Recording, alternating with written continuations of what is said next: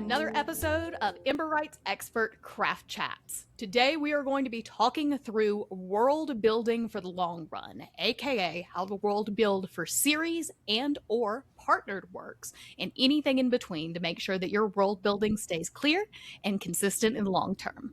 Today I am joined by David Shadoin and H.Y. Gregor. David Shady Shadoin is a troublemaking, corn-fed Nebraska boy the United States Air Force managed to turn into a somewhat decent pilot of whirlybirds.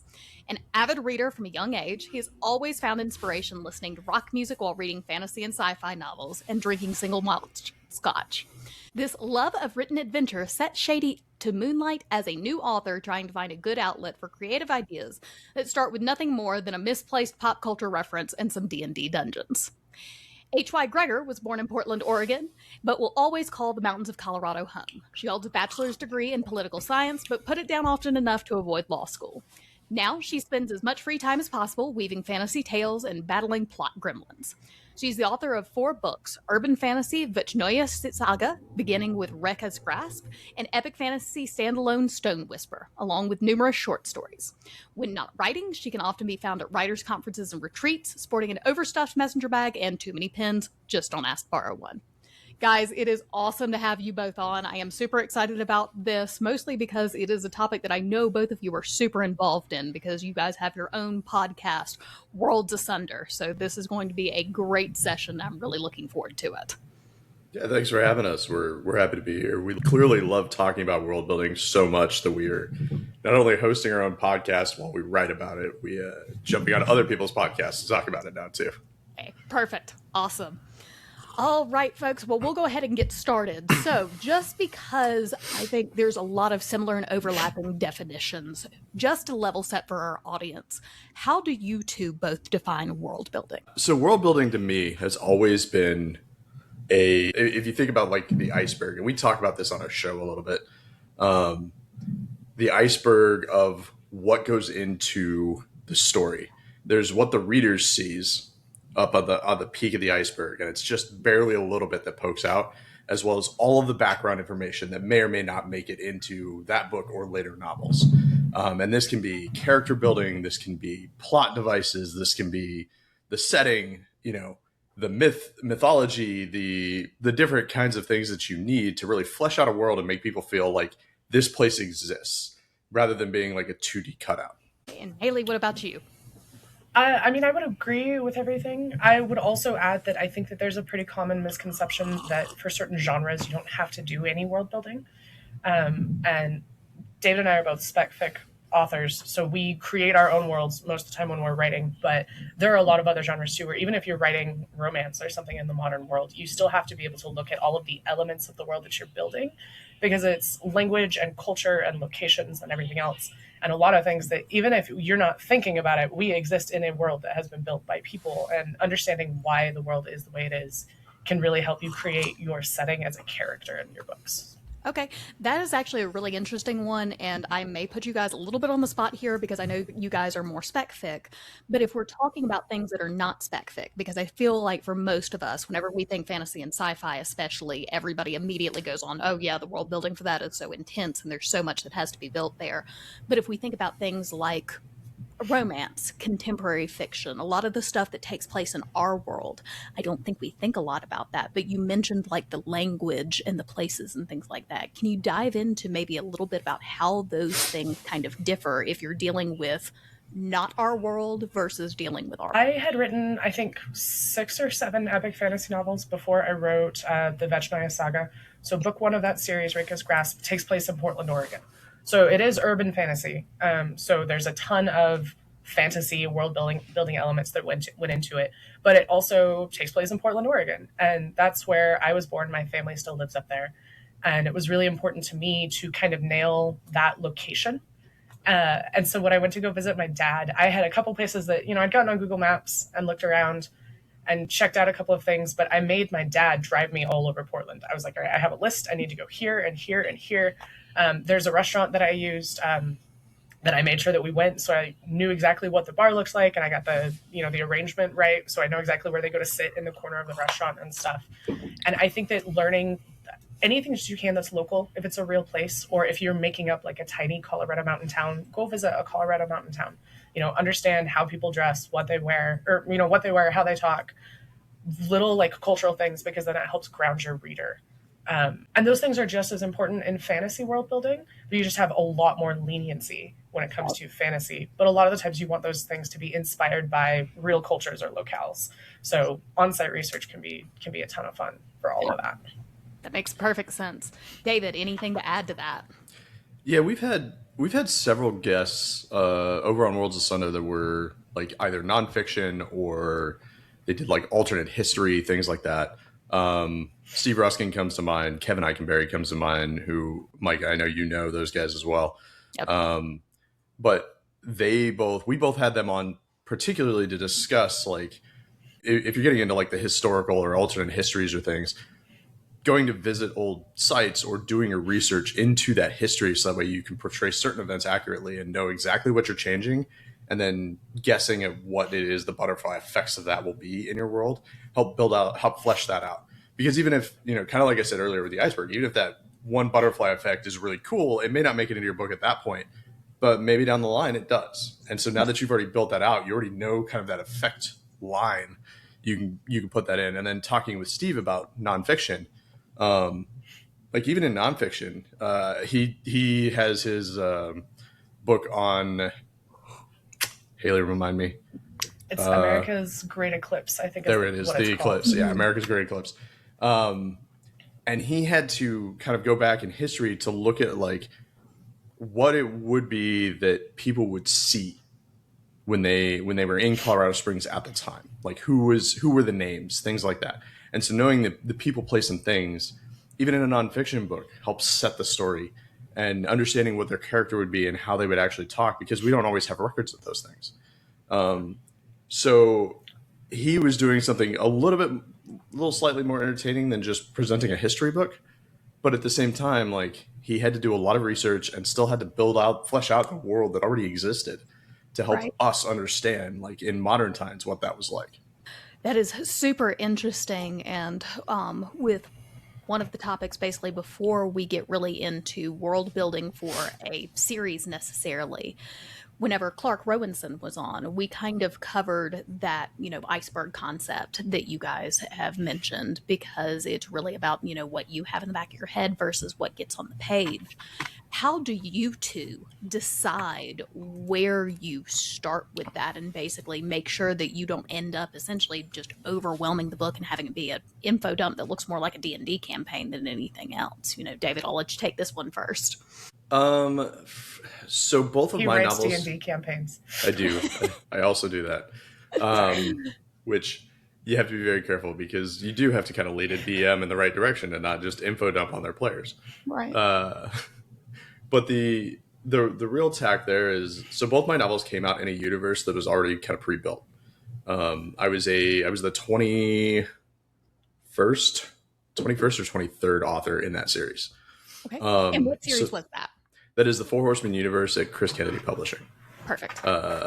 And I co-wrote with one of the core authors, one of the first six, Casey Azell. And she had me write a couple of short stories in it just to get used to the rules of what that universe is. So I didn't have to do a ton of world building, but I still had to build out a lot of things that hadn't been touched on, right? Like I said, they put out the tip of the iceberg in all of their books and stuff, and I wrote it is a standalone kind of first entry novel, but what is the 93rd entry, right, in the series. But I was still touching on things that people hadn't mentioned at all, right? I was going out into the greater Houston area, setting up a whole thing in the greater Houston area that hadn't been touched on, hadn't been talked about, and having to like know my locations, kind of like what Haley was saying with Portland. But I was doing it in 300 years from now. What's Houston going to look like? Gotcha. And just to clarify for our listeners, basically with the Four Horsemen series, is that more of an urban fantasy? Is that more sci-fi? Basically, what are we looking at? It's military science fiction. Okay. Kind of distant future military sci-fi built around mechs, essentially of humanity finally figures out how to go out to the stars, and then we meet the alien races. And the alien races, turns out, came to us, and we're not near as friendly as we'd hoped. And now we're kind of fighting our way out. The whole thing is built around like a galactic union, and there's a lot less rules out there. So a lot more things are, might makes right. We send out 100 alpha companies on contracts. Only 4 come back, and it's the ones with the horses in their banners or in their names, which becomes the 4 horsemen. So that's kind of the premise of it. Mark Wandry and Chris Kennedy are the founders. And Chris Kennedy obviously put it out under his publishing company.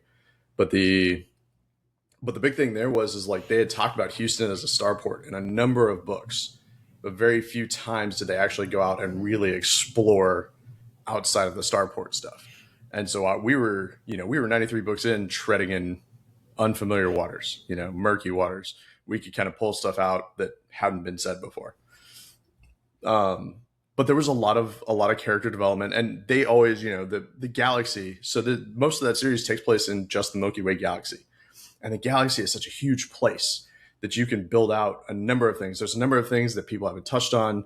There are thousands of alien species, and we've only touched on so many of them at that point. Like we could literally just go and go and go. We could create a whole world around, a story, and there was just so much research there, even though it was already a pre-built world. Yeah. So in that case, I guess, how did you narrow it down? Because I can imagine, especially with a world that big, it probably was almost overwhelming whenever you were choosing your initial story idea. It helped that by basing it almost solely in Houston, I had already put limiters on it, right? So the only thing I had to do at that point was character build. What was going to happen, and then I had to build a couple of systems that played within their rules on how they were essentially. So the story is kind of based around I'm going to say human trafficking, but it wasn't just humans. It was like all races of trafficking kind of thing.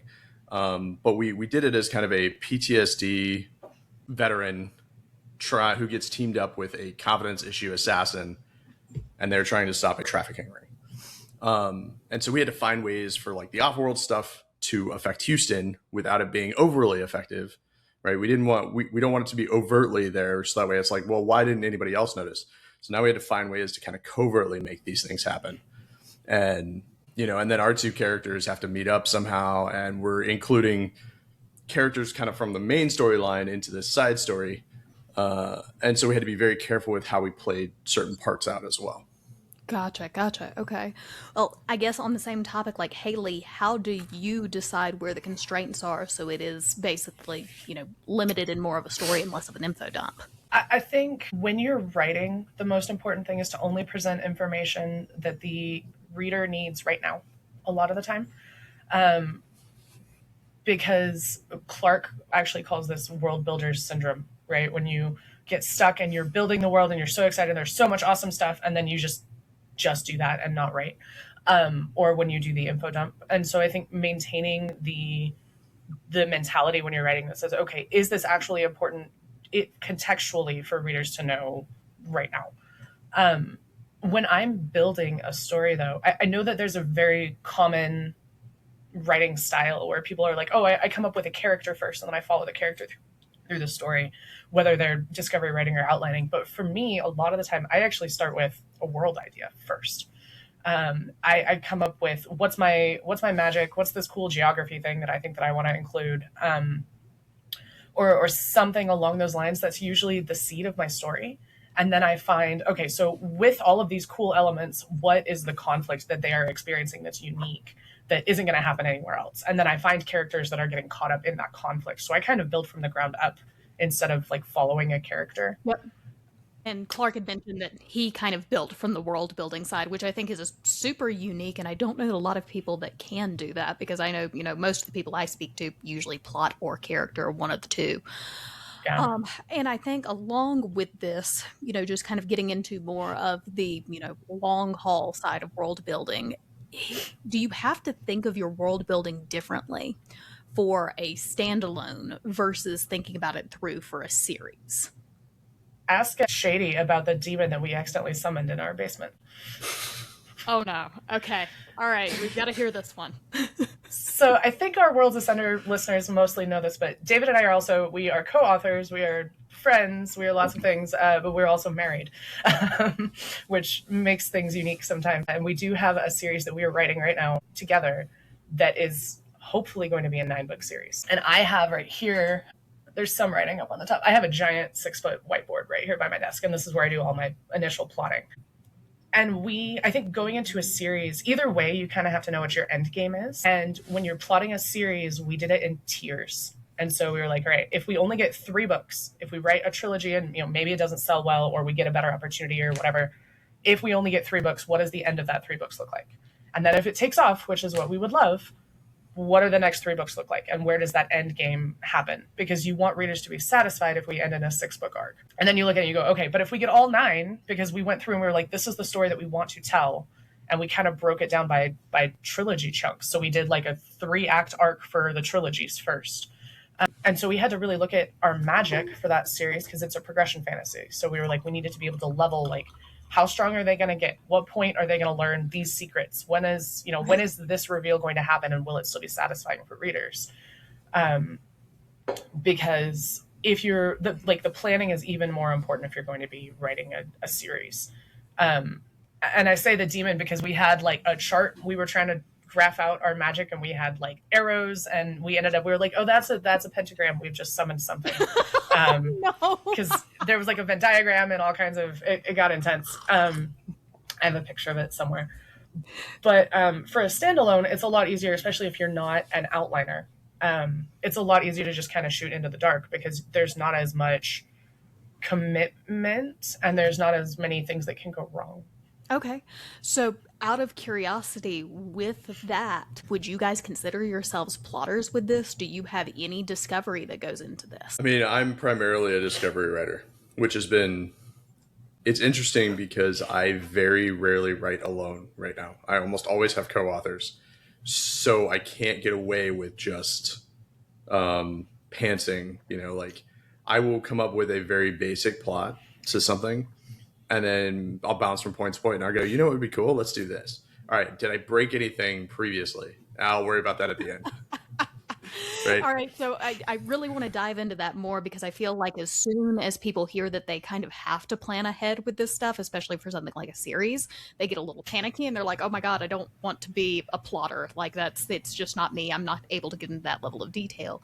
So I guess for you, how do you make that work, especially in systems where things are already set up? Is this just a case where you sit down and you say, okay, I know I'm within constraints X, Y, and Z here. I can't break these, but I can go and bend maybe constraints A, B, and C.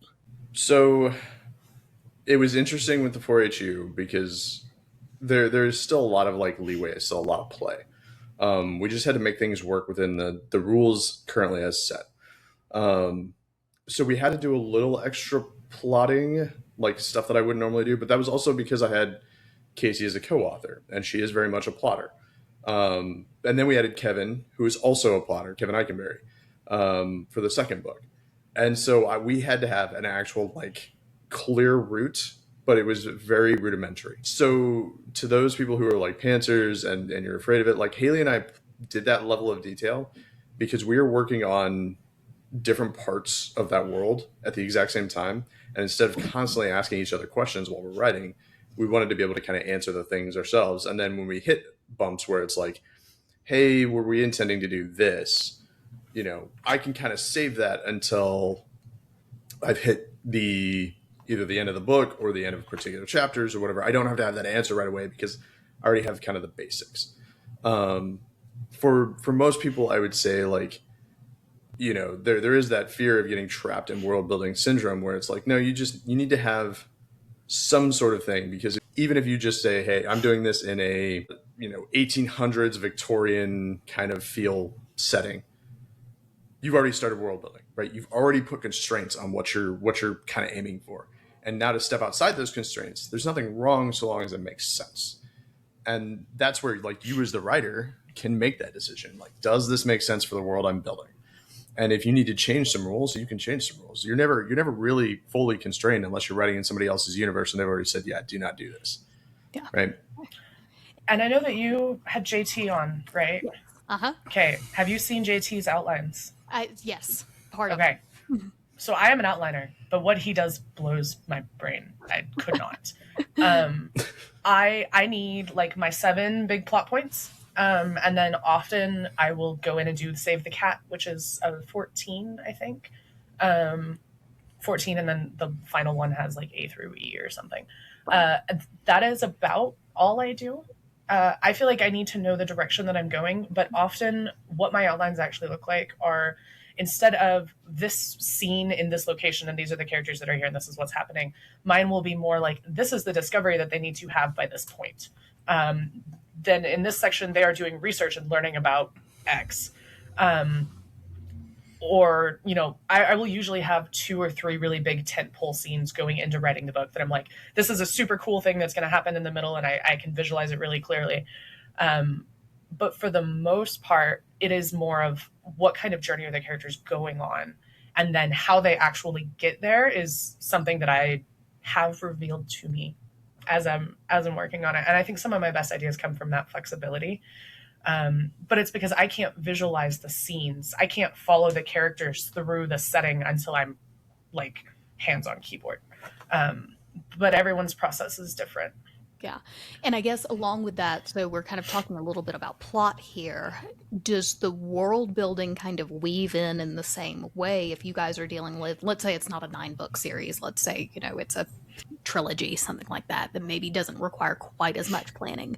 Do you guys tend to work in the same way when it comes into, hey, I want to weave this world building point in, I want to weave this lore in, that kind of thing? So I recently, I just outlined a trilogy that I'm currently working on, and it was a great experiment for me because I tried to do the character thing instead. I tried to reverse my process, and I learned that was not that's not it for me. Because the series, it's called the Mad Mage's War, and the character is a goblin named Merc who wants to be an adventurer. So he's tired of looking at other people's loot and appraising other people's loot. He wants to find his own loot. Okay. Already sounds fun. Yeah, it's great. I'm having a blast. But I started with the character and a very vague idea for the setting, and I was like, I'm going to try to discovery write this. I just want to see. It did not work for me. So, I guess, where did you end up going? I sat down and I workshopped it with a publisher, and he was like, is this, he asked me a bunch of questions, and I was like, I don't know, I'm trying this new thing for the first time, and he's like, it's not working for you. And so we established the world. He helped me flesh out a couple of the things that were missing. And for me, especially in fantasy, because it's like a epic fantasy, high fantasy kind of lit RPG series, conflict in that kind of book directly comes from the world, because the elements in the world are so unique that's what makes people want to read the book. Is I have this plague that anyone who can do magic or interact with magic, they can be infected, and if they get infected, they go mad. And so that is a world building element, right? So I had to go into like, where did the plague come from? How do they deal with it? All of these different things. But that specific world building element is the core to the entire conflict of the series. Yeah. Okay. Wow. The trick to not getting lost in that, though, is that, like, Haley, I know when you and I talked about that a little bit, you didn't have an answer for everything about that particular plague yet. And you still don't. I still don't. Yeah. So you will find the answers. One of the things that, like, with Anguish, when we had 3 authors working, our outline was still, probably rudimentary compared to what Kevin does and what Casey does. But that was because I was going to write the majority of the book. And I was like, hey, I need your guys' help. Like, where do you want the beats to hit? And then just kind of let me free reign how to get there. And there's a whole major piece that I added into that book that did not exist when we originally planned it. And I hit a point and I went, I need a tool here. Like, I need something that will work. And I took a character and a system, and I went, if I combine these 2 things, this is kind of cool. Maybe this will fly. And then I pitched this to them. They were on board. And then it was like, okay, all I have to do is get it past the boss, the factory boss, Chris Kennedy. And if he bites on it, we're good. And he bit. And I don't know how much he liked it compared to some other things that I've come up with. But he liked it well enough that it became a major point of the book. Okay. And it was nothing that we had planned on. Right. All right. And I guess that kind of leads me into my next question, which is I have done standalone, and I have some that it's like, oh, this is a standalone, but I may expand it out into a series, and I have some ideas for books down the road. But it's hard enough to keep up with this stuff just for a standalone book. How on earth are you guys doing it for these, trilogies and longer series? Crying a lot, I think. Yelling. Yelling. We yelled a little bit. We Yeah. teach a class on co-writing where we talk about conflict management. Note taking. Okay. Our Mythcreant series has a very intense spreadsheet where we keep track of races and spells and you name it. It's got many tabs. So we have a shared folder where we track all that. I know a lot of people really like Evernote or OneNote. I recently started using Obsidian, and that is really, really great. Especially, I think, if you're a little bit more code or tech savvy, it has a lot of abilities for plugins and stuff. So if there's certain ways that you want to organize things, there's a ton of flexibility. But some people do it as they are writing, which is what I do. I build it out as I go. Other people, like we had Katie Cross on, and she was talking to us about her World Bible because she has 80 something books, I think, in her Alcara series. And they're all different series, but it's all in the same universe. And she said that and I don't know if this is consistently her process, but she will write the book, and then as she is editing it, she goes in and she fills out her timeline in her World Bible as she's editing on her through the first run. Okay. But her trick was she didn't start till like 20 books in. Yeah. And she will write like 10,000 words a day. So she doesn't want to break up her flow while she's writing. Whereas for me, if I get 3,000 or 4,000 words in a day, I'm having a really good day. So it doesn't break up my flow as much to keep notes as I go. Okay. And guys, this is kind of the reason that we built in a lot of the world building stuff that we did for EmberWrite is so that those details can be kept track of. And that's part of the reason that we also implemented the new system with having multiple manuscripts in the same project. So that way, if you've got a series, you don't have to go back and like basically rebuild that world Bible. You can just basically take it and have it all in one spot. So, and we're also taking a lot of inspiration from Obsidian because I know like the tagging system and things like that were a lot of things that I have found useful in taking my non-writing related notes on and basically looked at it and was like, Paul, this is something I definitely want to build in because I think it would be super helpful. So I think along with that, talking about basically like how you're keeping track, is this something that like you will go write for a day and then come back and say, okay, well, what do I need to update in the spreadsheet? Basically, what's your actually like nitty gritty process look like for that? I just do mine as I'm writing. So like if I write a new spell or a new item or a race or something, I just always have my spreadsheet or whatever it is open, and I go in and I go, oh, this is where this goes in the category, and leave it there. The initial base for my World Bible is something that I create while I'm outlining. So as I'm outlining, I have kind of a list of things that I know I'm going to have to keep track of. And so I create, different folders and tabs as I go for that. Yeah. And David, being more of a discovery writer, how does that process work for you? People would hate this, but I really don't take a ton of notes. Okay. So the main thing for me is that because I'm writing it out, I have a better ability to remember a lot of the details and stuff. However, when I don't, I know exactly kind of like my keywords to go search for. Gotcha. So when I would call back to ghosts, it was one of those things where it's like, okay, I remember something like this. Let me go check it out, see if I can find it real quick. But that quickly leads to like an hour of reading certain parts, trying to make sure that I didn't like undo something by accident. But with Mythcreant, I've been a lot better about if I added somewhat better. If I add a new name or a new thing, I will go move it into our shared world building tracker, essentially. And that's been kind of an interesting way for me. But usually I have to do it either right before I start writing or right after, because I'm kind of like Katie in that, where like once I get in the flow, I don't want to have to stop and move things over.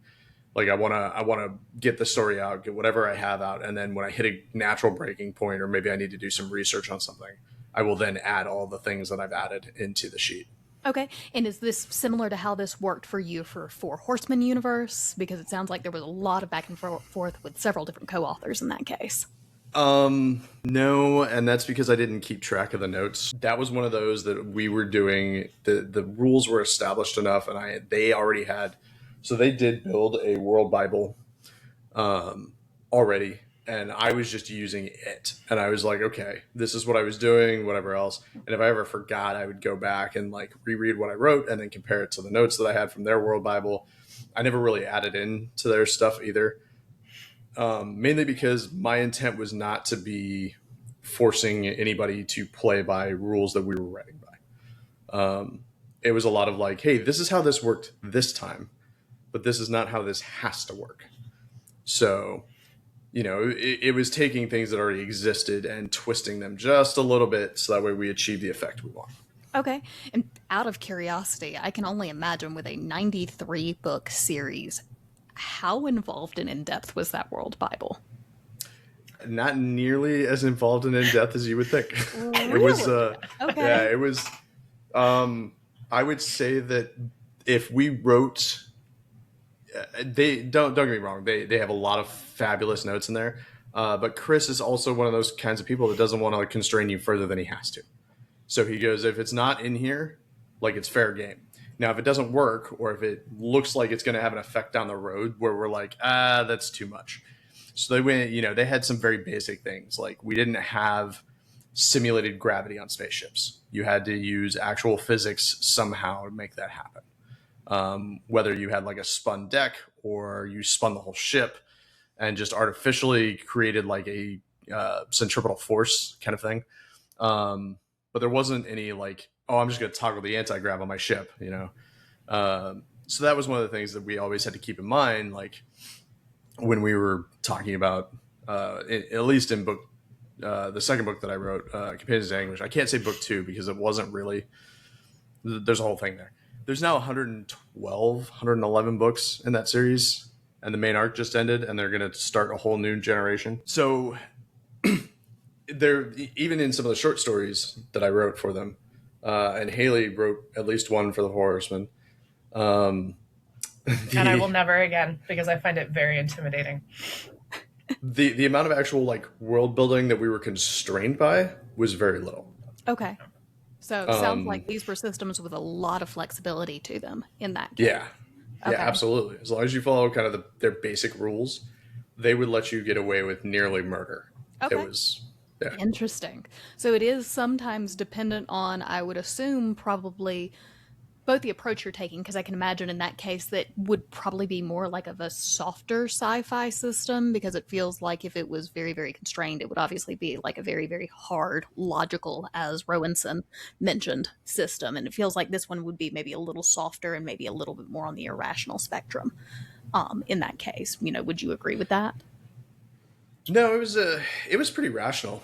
You can so Clark, when he does his magic building, and we like to when we did Mythgrade, we actually borrowed from his blueprints, and we're using that, printed it out, made a whole thing about it. We talked to him about it. He was real proud of us, I think. But you can have a like soft system that is still rational, right? And it is tough to do. I would say that the 4HU sci-fi system is closer to hard than it is soft, but it doesn't go, it's not like hard science fiction where it's like, oh, like if you don't like show your math, show your work, we're not going to believe you kind of thing. And that's why I was able to get away with like one of the tricks, although I did the math on it a little bit. But one of the creatures has an ability that seems real close to magic, and that was how we kind of did it. But they had an explanation for it. I went to them and I was like, hey, this is how I understood your explanation for this. I'm applying it to here. Does this work? And they were like, well, it doesn't break anything yet, so yes. Okay. Awesome. And I guess, we have talked kind of a lot about co-writing and, working with co-authors, things like that. Do you guys find that the world building process differs significantly? I can imagine it probably takes a little bit more note taking in those cases, just because, you have to inform your co-authors of, hey, I've made this change or inserted this. But do you guys find that it differs radically than whenever you guys are working in your own works and basically have kind of free reign over the world building? Yes, and it is both more difficult and easier. Okay. Walk me through that. So you have to distinguish going into it. So in our co-author class, I had to teach it on my own. I have a visitor. But it's distinguishing the difference between the hill that I am willing to die on and the hill that I am going to kill you on. And deciding where those battles, like which ones are worth it. Because you, at the end of the day, you have to trust your co-author. And that can be very difficult. If there's something that you've really decided, like, no, I am going to kill you on this hill, and they have also decided that's the hill that they are going to die on, then you might have a problem. But the great thing about it is that there are so many cool things that come out of collaboration that make it totally worth it. Even my goblin, so it's a solo project. It's not a collaboration, but I was still able to workshop it with a couple of other authors who sat down with me, and I talked them through the idea, and they helped me come up with some stuff. And there is absolutely no substitute for like a meeting of the minds like that. And so watching that kind of alchemy happen is very, very cool and very worth it, as long as you find someone that you trust well enough to be able to, I disagree with you, but if you feel really strongly about this, then I am going to trust that this is going to work because I respect you as an author. And I'm going to step back and we're going to do this part your way.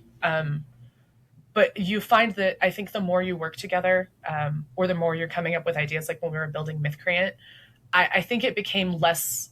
It started out with, these are my ideas and these are David's ideas. And then those lines are much blurrier now. There's no like really clear, oh, this is Haley and this is, her thing and David hated it. But it's more like we find ways to make it work. But you can't have a compromise where nobody is happy. It has to be a compromise where everyone is happy. Otherwise you're going to have a crappy book. So that's kind of weird, but yeah, I don't know if I answered the question. No, I think that makes perfect sense. And David, anything to add on with that? Oh no, I was going to say you can have. This is where Haley and I would disagree, because we did summon our demon, but it required a few compromises on how we understood the magic system, where we were both kind of not happy with it. We became happy with the outcome, which is different, right? And one of the things that so I like to say that I cheated the system when it came to getting published and writing, where I had a co-author that I flew helicopters with in Japan. Okay. So she and I had flown together several times. Like we knew each other pretty well by the time I wrote the first thing that I wrote with her, which was after my first short story. And she was the one who got me into writing. And then when it came time to write the book, Casey and I we already had the built-in trust from having worked together in a whole different area where a lot more was on the line, kind of thing. So it made it a lot easier for us to kind of go, all right, we don't really have any particular hills we're going to die on for this. We'll change whatever it is we need to change and move on. But that meant that there is a certain amount of trust of when she had already seen how I could write and vice versa. And Haley and I kind of built this up, not just beyond a relationship where we saw how each other wrote. It's like, okay, I trust your storytelling instincts. So I trust the fact that you don't need to ask my permission to do things, kind of thing. And that's where you're going to see different levels of co-authorship, right? It all depends on their experience, your experience, and what your strengths and weaknesses are and things like that. And all those different dynamics are going to change how it works. Casey and I, when we started out, it was, senior author. I was the junior author. Right. And so I would lean into all the things that she was saying and go, okay, yeah, this probably needs to change because you know how to sell in this universe and I don't yet. By the time we added Kevin in, I was established enough and they were kind of letting me run with it a lot more, where it was like, so long as I didn't break something that they were working on, they were fine. They were cool with it. It's like, okay. But that was where most of our kind of, we didn't even really have any disagreements. It was a lot of okay, hey, I've hit a point where I think this might be a problem. and we would text back and forth like, what is this going to do if I do this? And then it's like, okay, well, write it out and send me what you wrote, and let's see how it plays. Okay. And that actually, you're kind of hitting on kind of my next question, which is, have you guys ever dealt with cases where you maybe put something in that broke something of one of your other co-authors? So let's say, it's a world building convention. Maybe it's a magic spell. Maybe it was, hey, this is a new magic spell I wanted to input in the world, and, it actually breaks something else off. How do you guys come to an agreement on that? And it sounds like, a lot of it is just talking back and forth, but Haley, if you've got anything to add here. Yeah, so my series, the Veterinary Saga, is actually a spin-off of John R. Osborne's Milesian Accords books.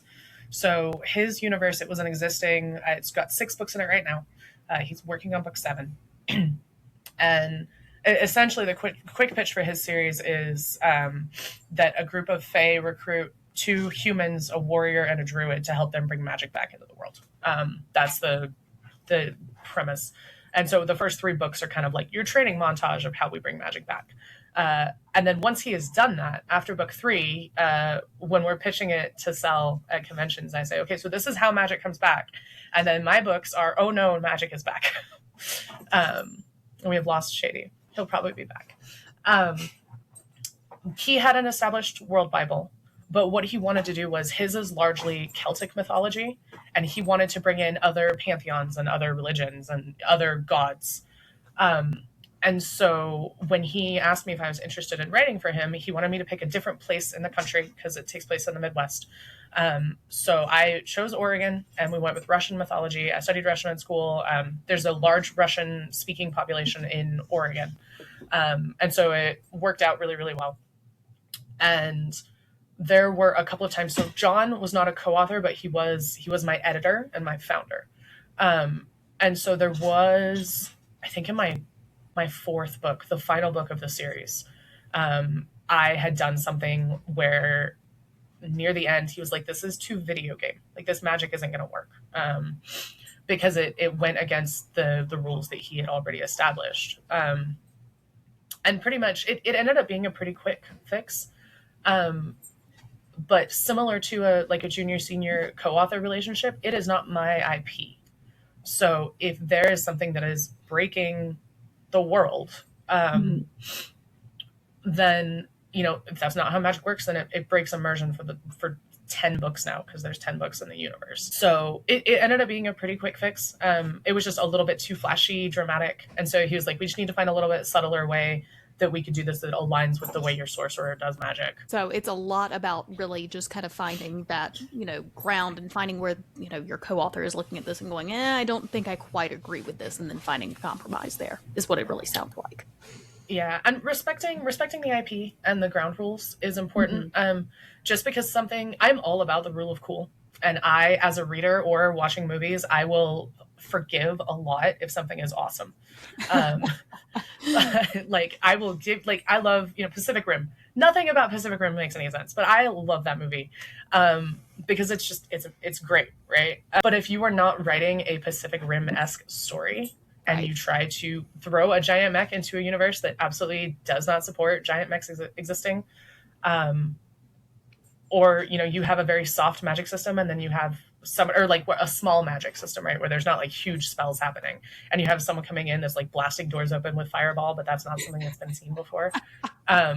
You've got to be respectful of the ground rules, because otherwise you go, wow, this is not the story I thought I was reading, and it breaks immersion. That makes sense. Makes perfect sense.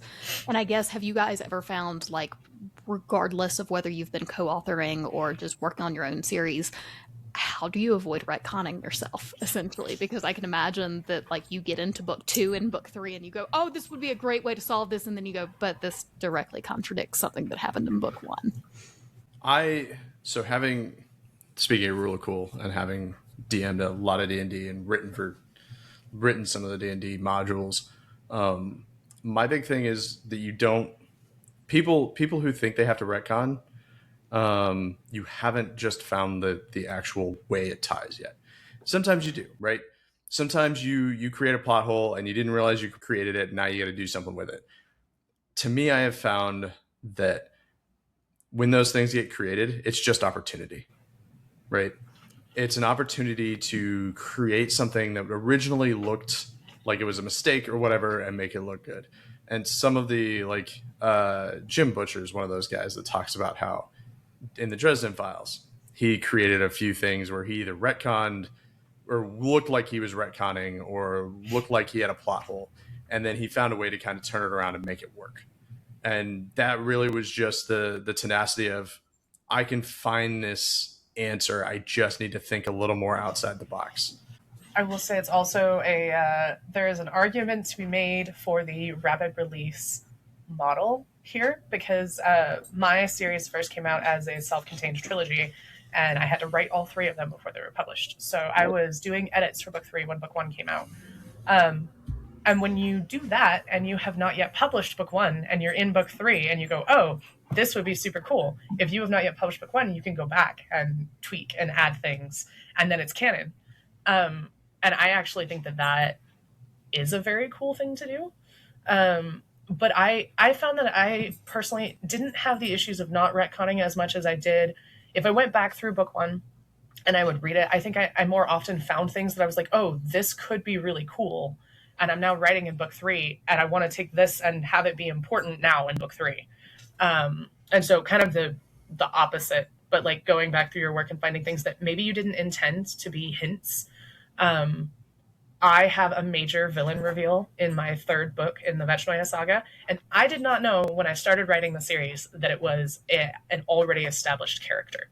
So I did not realize until I was outlining book 3, like doing my fully fleshed outline for book 3. I had already written the first 2 books with this character, and I did not know that this character was going to be the huge villain reveal until I was like halfway through book 3 outline, and I was like, oh, it was this guy all along. I'm so smart. Scooby-Dooed yourself. Yeah, it worked great. And the best compliment that I've gotten is from people who read it and they go, I had no idea. I never would have guessed. And I'm like, yes, neither did I. That's why. Hey, you know what they say? No surprise in the writer, no surprise in the reader. Yeah. Yeah, it was awesome. But that's the thing, right? Like, the main thing there is that the story itself, the tale you're telling, takes precedent over everything else. So readers are willing, and it's one of those things that, like, we as writers sometimes forget. Unless readers, viewers, whatever you're writing for, they're willing to forgive a number of errors if the story is good, right? And that's one of the things that, you know, we've been learning reading some of our friends' things, is that, like, these guys, they're like, hey, I screwed this up. You may or may not catch it, but, you know, all the people that are really enjoying it, they didn't care. This book is in first person, but it's still really good, so screw you. First person present tense. This book is in present tense. It's still really good. Yeah. So, but basically, like, it sounds like, to a certain extent, it's really about making sure, especially like your world building is in service of the story ultimately. So you're not just doing things just to do things. It's about, okay, what's the actual impact this is going to have on the plot? What's the impact this is going to have on the characters? What's the impact this is going to have on the conflict?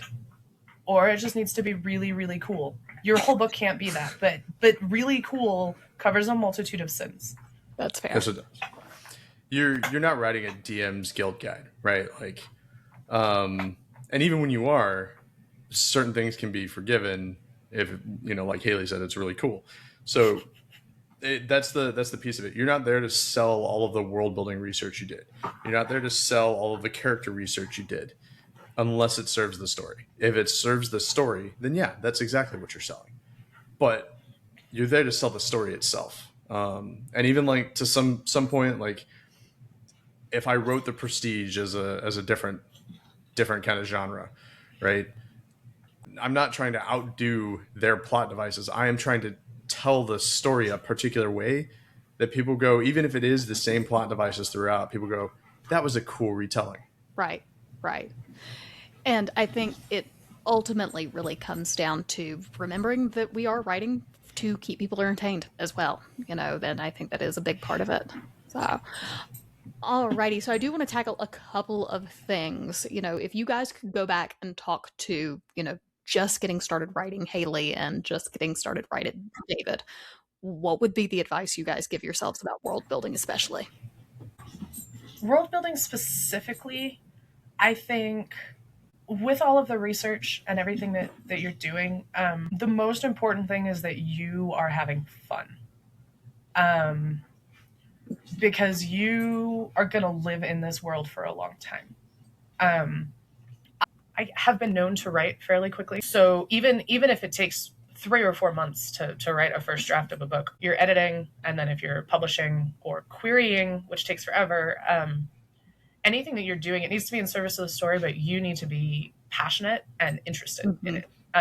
Do not write things because you think it is what other people want to read. Write for yourself first, because otherwise, if you hate it, it's going to come across one. Or if you're just doing it because it's like lip service or fan service or whatever, and if your heart isn't in it, the readers will tell. But then also when you continue to edit over and over and over again, or when your publisher comes back and says, hey, I have questions about this, and you're like, I don't, either you don't have an opinion, or you don't care, which is very depressing when you spend as much time as you spend working on a book. So make sure that it's something that you want to live rent-free in your head forever, because it will. Right. And I think that even applies when you're just doing the normal day-to-day writing, because I know I had one scene that basically I had given over to a critique partner, and they came back and they said, Micah, you hated this, didn't you? You hated every second of writing this. I was like, yes, how did you know? And he said, I could just tell by reading it. Your scenes where you're enjoying yourself are totally different, and this was a slog. So I think, it's amazing what we'll call you out on the page. David, anything that you would add to that advice? Yeah, don't get caught up in it, this is kind of my advice, not just for writing, but also like anything you do in life. Mm-hmm. Don't take yourself too seriously. Don't get caught up in it. Check your ego at the door. My ego comes out a lot when I'm in public because it serves me as kind of an entertainment value kind of tool. But when I'm talking to my co-authors, or when I'm working on a writing project with people, or even just working on a solo story, I am ready to be humbled with something that I didn't know, because it doesn't serve the story and it doesn't serve the readers if we're not learning to be better. And that's where, like, it's easy to check your ego if you are not taking yourself too seriously, if you're not getting caught up in it. Because if you get caught up in it and you take yourself too seriously, everything is going to suck. Everything's going to be the worst. And then that's going to drive you nuts. And like Haley was saying, it's going to live rent free in your head, and it's going to drive you bonkers, and you're going to hate what you're doing. And then you're not going to want to do it.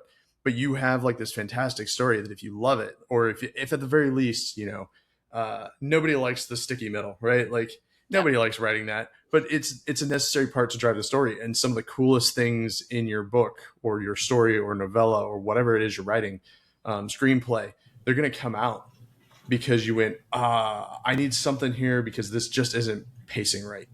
So what can I add here that will be value added to the story? And what's not, I've had a few changes I made to short stories that people are like, hey, this doesn't work. It was 10,000 words. I'm like, what do you mean it doesn't work? Like, I just needed to get to the end. And they were like, no, this doesn't work. You got to change this to something else. Here's a couple live ideas. And they came out better for it. And that was a lot of like, because I didn't take myself too seriously, because I checked my ego at the door, I learned to be better. Yeah. So ultimately it comes down a lot to, it sounds like A, staying curious whenever people have suggestions and saying, hey, I think, maybe you should take it in this direction. And B, also having people you can rely on. And this is a theme that I'm hearing across a lot of our guests, is that it comes down to having people you can trust to run this stuff by and get their opinions and say, hey, do you think this is working or not? I'll also add, there are a ton of elements of world building, and we've touched on a couple of them, but if you look at like my background, like big epic fantasy novels, you have magic, you have language, culture, geography, politics, clothing, food, music, like all of those things are elements of world building. And I think when we are creating a world, as a good rule of thumb, like an actual practical tip to not get bogged down in it, is to like pick 2 or 3 things. Like I want to establish like their clothes. I want this part of it to be really detailed so that when my readers are reading it, they can really visualize what my characters are wearing, which is going to like ground them in this setting. Or like if you're going to do a map and get super into the geography, which I love. I could teach a whole class just on starting with a map and making a world and a story based on a map. I think geography is amazing because it influences your politics, like your food habits, like how people get their resources and everything. You can look at a map and you can make all of those things just from that. So if you're super into maps, do that. If you're super into politics, then lay out like your political system, or if you have, geopolitical scale, outline the conflicts between your countries or whatever. But pick like 2 or 3 things to kind of go deep in, and not like 10 things, because that's when you start to go like too far. And for every book, it'll probably be different. But I do have a series that I'm querying right now, trying to get it in somebody's hands. That geography was a huge part of how I established the world, and I did have to make a map, and it's not very good, but it helped me, and it helped me like when I created the political systems for the 3 main countries. Their geopolitical conflict is the whole thing that is shaping the adventure that the main character is dealing with. So like the Clash of the Titans that's going on over her head is these like kings and queens and emperors that are dealing with their own stuff, and then the people at the bottom of the mountain get crushed by it, right?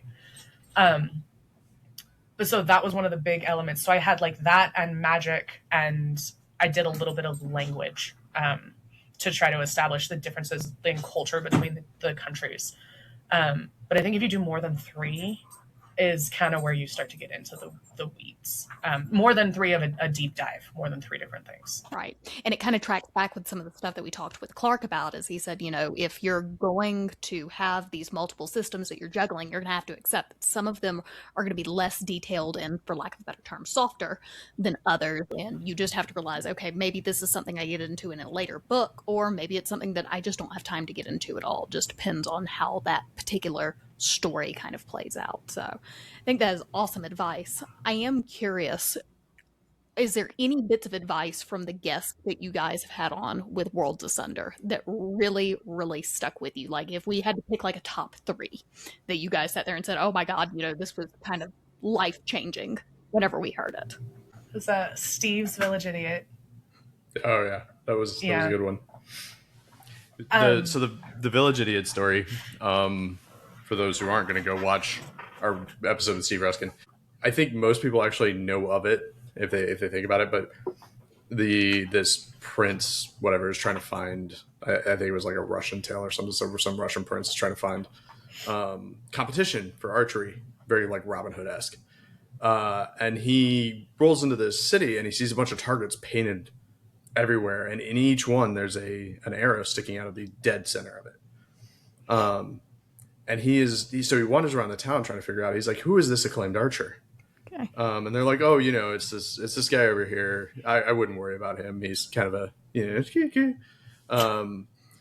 but they go, and this prince finally finds him, and he's getting ready to draw his bow back, and he's like, "Hey, so I've heard you're the archer who's hit all of these targets." I'm like, "I've been looking for some competition," and he goes, "Yeah, I did hit all those targets." And he shoots an arrow at random, and it hits into a random wall, and he takes a paint bucket up and draws the target around the arrow. Okay, all right. So I guess walk me through a little bit more detail on how that applies to world building. Is it essentially like the stuff you fall into that you end up essentially, quote unquote, painting the target around, or? I think we talk a lot. A common thing that I hear is they're like, "Oh my gosh, I have to write a character that's so smart. They're so smart. And this is such a complicated thing, and this character is smarter than me. How do I write them?" You cheat. You absolutely do not have to be as smart as your characters are to make it work. And it's a lot of like, if you're starting at the end, and you know where you're going, then you don't have to be like, "Oh, like I need to go back and have all of these things work." If you know where your arrow is already, then you're like, "Cool, what do I need to make that work?" And if it's not there, like it doesn't have to happen naturally. You do not have to be a genius. You can orchestrate and say, "Okay, so if I have this big reveal," so with my big villain reveal, it was a character that I had already existing, but I hadn't intended initially for this character to be that villain, but they fit perfect in a couple of ways. And so all I had to do was say, "Okay, cool. what clues, like now that I know that it's this situation, what clues do I have to go back now and add into books 1 and 2 so that when this reveal happens, it's one, not so obvious that everyone knows from book 1 what's going on, and 2, I have given enough information that readers can go, oh, there was that thing that happened at the beginning of book 2 that ties in, but it didn't have to be organic. Right. I shot the arrow, I realized where it went, and I was like, cool. So now I'm just going to go paint the target around it, which was me like adding in a couple of those layers to make sure that everything pointed in the right direction.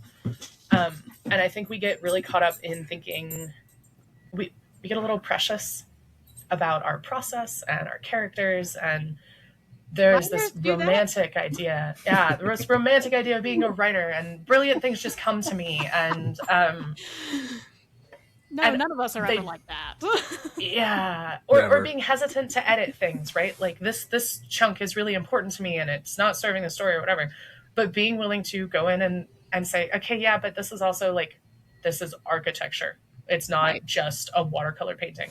You have to go in and build out the layers, and it's a little bit more to it than just making something pretty. Being willing to do a little bit of that kind of work and knowing it's not going to be perfect the first time, and then you're God in this universe, right? Like I can go back and I will paint the target and do whatever I want because I'm the one that's going to make it work.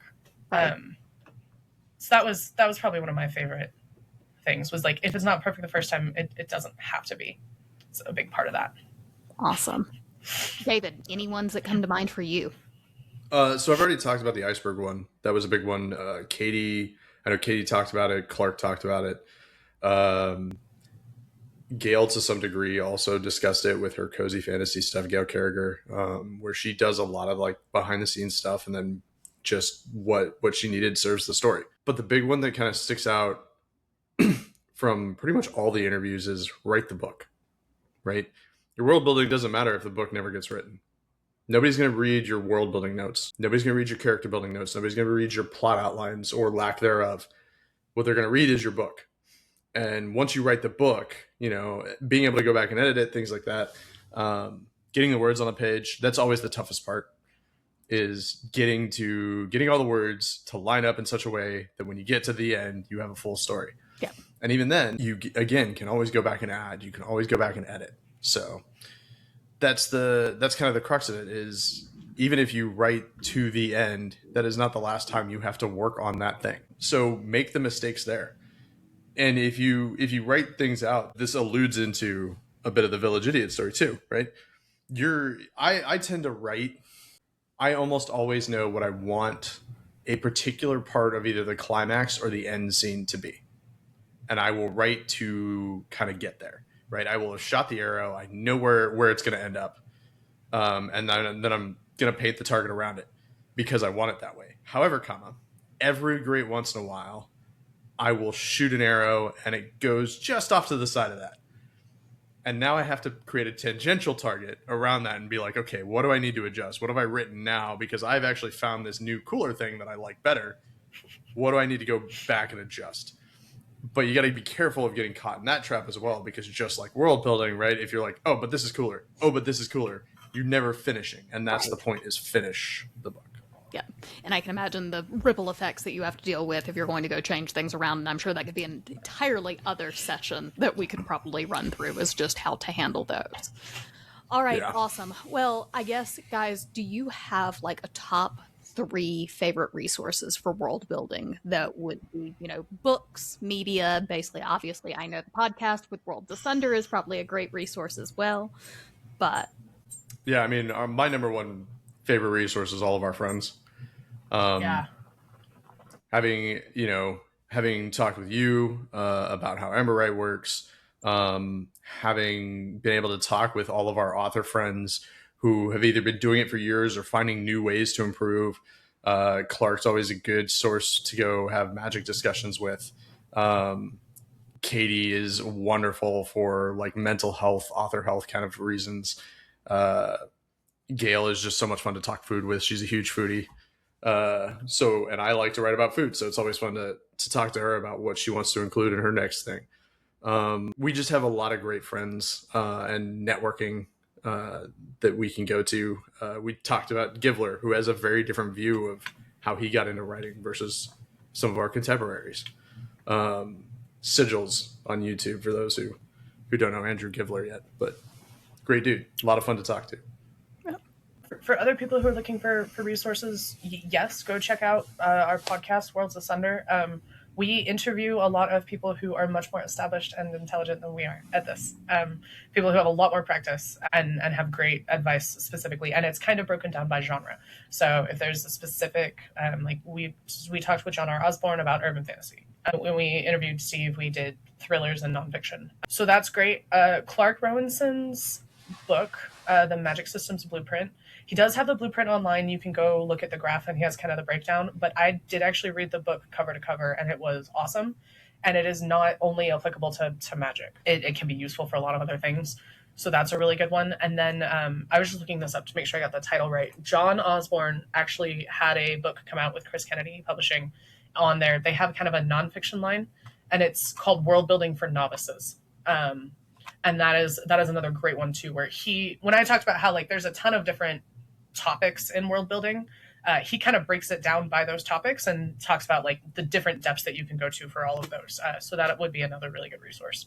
Okay, fantastic. Speaking of, I'm gonna jump in with Chris Kennedy Publishing has a whole nonfiction line, essentially the author's tools. Kevin Eikenberry writes for it, has written for it. I think he did the Mercenaries Guide to Story Structure. I know Kevin Severson and Chris himself has a book out there. Bill Webb, guys who have years of experience doing this, and they've got a whole line, and they're looking to produce more. And they're not thick books. They're very small and really good too. Especially if you're looking for a place or looking for tips or tricks or something to just kind of break the ice for you. Yeah. Whenever Ike was on, we had discussed that with Kevin's session with Mercenary Guide to Story Structure. I think I got through it in an afternoon. So, it's super quick reads, basically super easy to get into, super accessible. So my last question, where can folks find out more about both of your books, all of your podcast efforts, all that good stuff? Okay. I am everywhere on the internet as H.Y. Gregor. Is my pen name. My publisher for my series is Amazon exclusive, so if you want to go check out my books, I'm on there. They are on Kindle Unlimited. The series, the self-contained trilogy, does all have audio, so if that's your thing, you can find me on Audible. I've got a website, hygregor.com, but hygregor on Facebook, Instagram. And then I will be at DragonCon in a couple of weeks. So if I will be there unofficially as a peasant running around. So if people want to find me there, I will be haunting literary circles. Yeah, my next series is hopefully Mark is going to debut by next year. So that is the next thing in the pipes for me. We do have a short story coming out with Bade Books in November. So keep an eye out for that. It's one that we co-wrote together, actually. Okay. Awesome. Yeah. And David, what about you? Yeah, so the book, or the short story she's coming out, or she was talking about coming out with Bandits in the Antho, Chaos and Consequences, and we had a third co-writer, Marisa Wolf. We had a lot of fun putting that story together. It was a good time. Interesting take on the subject matter there. But yeah, you can find me davidshadoin.com. As it turns out, I am the only David Shadoin in the world. So you can, if you look my last name up on Google, you will probably get me as the top 10 hits. You can find Worlds Asunder, YouTube, anywhere, Spotify, and anywhere you listen to podcasts. I think there's like maybe one or two places that we're not platformed on. All my books are currently on Amazon. If you don't find them anywhere else, they're there. Okay, folks. Well, this was a fantastic session. Thank you both for joining us. I'm sure a ton of information here for everybody to take in and hopefully get everyone started on doing those big world building series and sweeps that they want to do. Well, we will see you next time for our next expert craft chat. Thanks, Micah. See ya.